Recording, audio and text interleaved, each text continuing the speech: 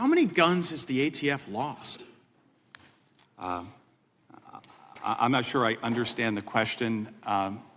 Is it a difficult question to understand?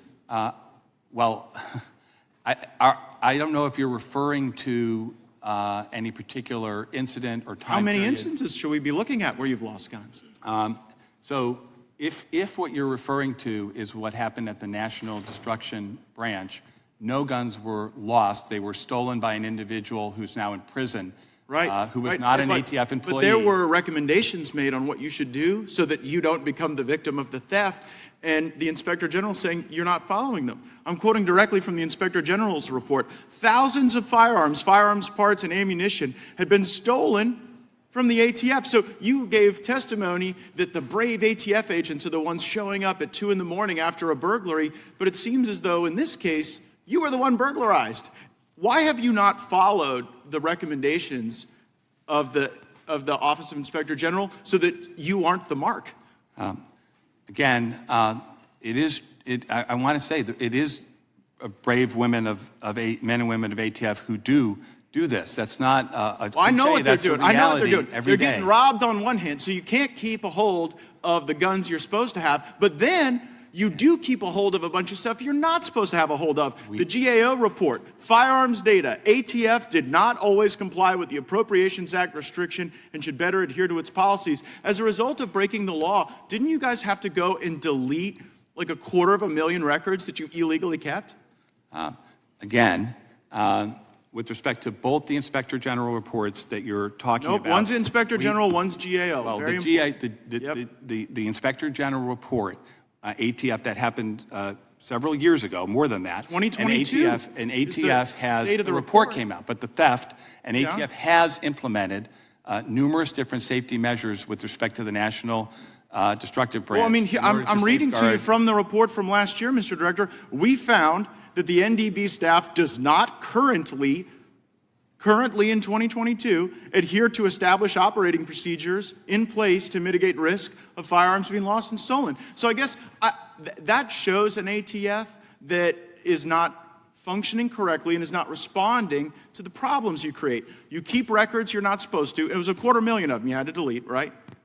I don't believe that is. Was it over 200,000 that you had to delete? So what was happening was. I just want to know the number of records you had to delete that were not being lawfully maintained. There were records that had not actually been searched, but my understanding hundreds of thousands is were searchable. And so that's what you guys do. You keep what you shouldn't keep. You lose what you're not supposed to lose. But how do you treat regular Americans? I got this letter from someone in my district, a firearms dealer. I have been a firearms dealer for 46 years. For 46 years, I've had a good relationship with law enforcement. Then came the ATF's zero tolerance policy. 2 years ago, while in the process of selling a firearm to a customer, I completed their background check using Florida's FDLE firearm purchasing program. The background check was uneventful, and FDLE rendered an approval number. Some months later, during an ATF audit, I was told the background check was now a non-approval. Even though FDLE made the error, it was on my paperwork, so ATF deemed it a willful error.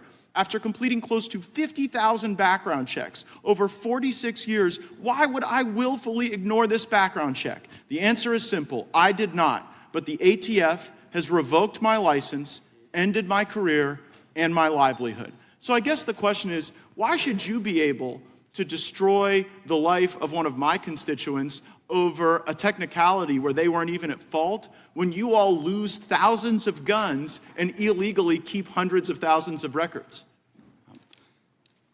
Respectfully, Congress has given us the authority to inspect and make sure that firearms dealers, the vast majority by which are compliant, they are our first line of defense in dealing with straw purchases. This guy isn't your first line of defense anymore. He's fired. A very small minority, those dealers, after due process, have been a A small minority, ATF, enforcer of gun laws, lost thousands of firearm parts to thieves. New data shows ATF gun store restrictions at the highest rate in 16 years. Mr. Director, the definition of hypocrisy is when you can't live up to your own standard. So you have imposed a zero tolerance policy that is resulting in the highest rate of revocations in 16 years, and you wouldn't be able to meet your own zero tolerance policy because you lose stuff you're supposed to keep, and then you keep stuff that it's illegal to keep. And by the way, I am one of those MAGA Republicans that would defund your salary, your agency, and I think all these good things that you say exist could happen with those folks at the local and state level, and this is a terrible abuse of power.